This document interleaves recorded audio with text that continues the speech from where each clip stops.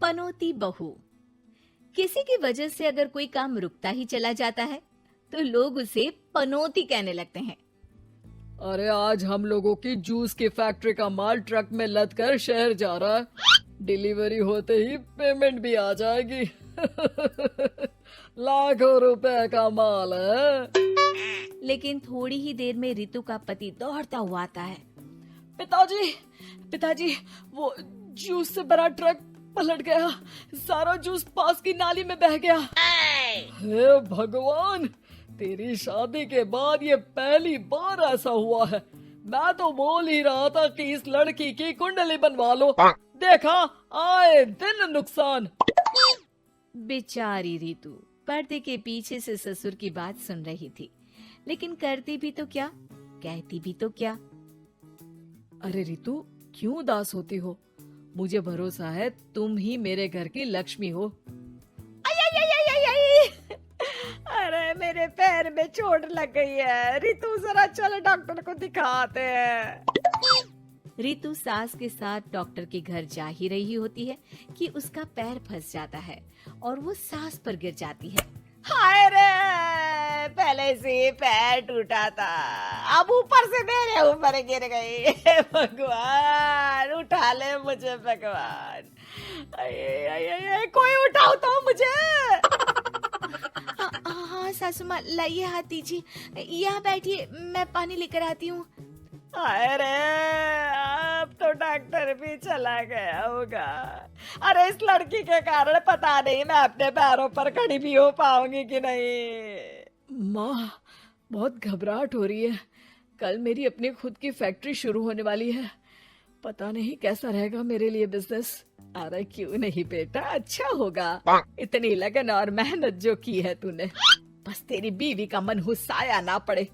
अरे जब से आई है कुछ ना कुछ मनहूस होता ही चला जा रहा है। कैसी बात कर रही हो माँ? एक तो वो अपना घर परिवार छोड़कर हमारे लिए यहाँ आई है, और तुम हो कि। दिन बीतते हैं और एक दिन। निकल इस घर से, मैं कहती हूँ निकल।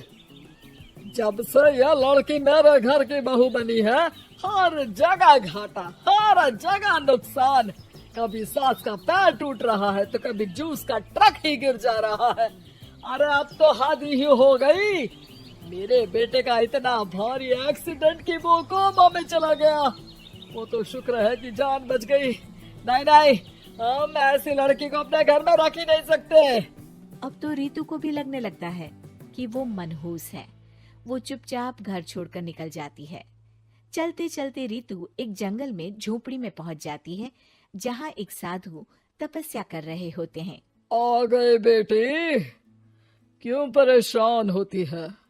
ये तो जीवन का नियम है। इंसान हमेशा नकारात्मक चीजों को ही सुनता, देखता और समझता है। किसी की अच्छाई उसे नजर ही नहीं आती। आपने मुझे बेटी कहा है तो शरण भी दे दीजिए बाबा। मैं आपका सारा काम कर दिया करूंगी, बस आपके जीवन में मेरे जैसी बेटी की वजह से कुछ बुरा ना हो।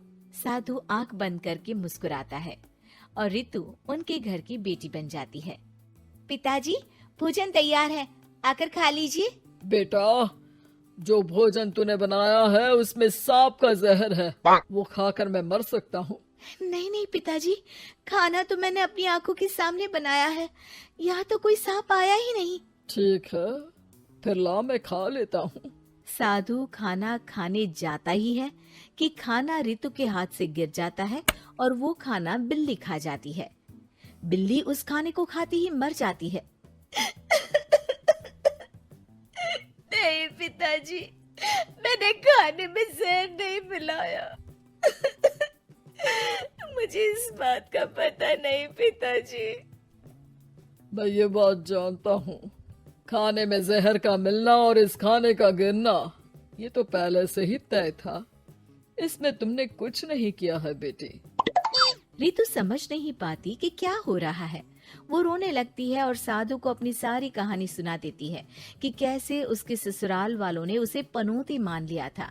साधु मुस्कुराकर कहता है, बेटी, क्या चाहती हो तुम? क्या तुम जीवन भर यहाँ रहना चाहती हो या फिर अपने ससुराल जाना चाहती हो? पिताजी, मैं ससुराल जाना चाहती हूँ क्योंकि वहाँ मेरी ज़रूरत है। मैं चाहती हूँ कि मेरे ससुराल वाले मुझे पनौती यानी कि मनहूस ना समझे। उन लोगों को पता चले कि मैं उन लोगों का भला ही चाहती हूँ। ठीक है बेटा, ऐसा ही होगा। तो कल मेरे साथ चलना। दोनों अगले दिन रितु के ससुराल जाते हैं, जहाँ साधु के साथ रितु को देखकर सास कहती है, अरे वाह रे करम चली, हम लोगों के घर में तूफान लाकर चैन ना मिला तुझे। जब जादू टोटका करने के लिए ये बाबा बाबा बुलाकर किसी को लेकर आई है। नाना माँ जी, ये तो मेरे धर्म के पिताजी हैं, मुझे ससुराल वापस छोड़ने आए हैं। ये तो बस पिता का धर्म निभा रहे हैं, इन्हें कुछ मत कहिए। वाह जी वाह, 4 महीने बाद आज ही अपने पैरों पर खड़ा हुआ हूँ और ये मनहूस फिर से आ गई। इस बार क्या जान लेके जाएगी? अरे मेरी भी सिर्फ टांग में फ्रैक्चर था, अब ये आ गई है तो पक्का टांग काटनी ही पड़ेगी। हे भगवान, पिछली बार तो जूस का पूरा ट्रक ही पलट गया था, इस बार तो पक्का फैक्ट्री में ताला ही लग जाएगा। रितु के नए साधु पिता सबकी बात गौर से सुन रहे थे। फिर वो बोल पड़ते हैं, मैं आप लोगों को कुछ दिखाना चाहता हूँ। वो साथ में गोला लाए थे। उस गोला में वो सबको कुछ दिखाते हैं। वो दिन दिखाते हैं जब जूस से भरा ट्रक गिरता है। पास के कुछ जानवर उस गिरे जूस को पीते हैं और वहीं मर जाते हैं। देखो, इस जूस में तुम्हारे फैक्ट्री के मैनेजर ने जहर डाला था। अच्छा हुआ वो ट्रक गिरा, वरना पूरा परिवार जीवन भर के लिए जेल में होता। हे भगवान, तब तो न जाने कितने लोगों की मौत हो जाती इस जूस को पीकर।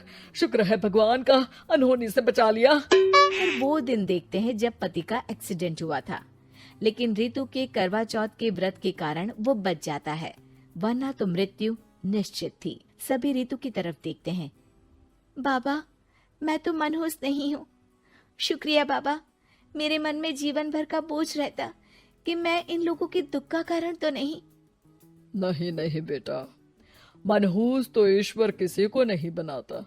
हर चीज का एक वक्त होता है और जो होना है वो तो होता ही है।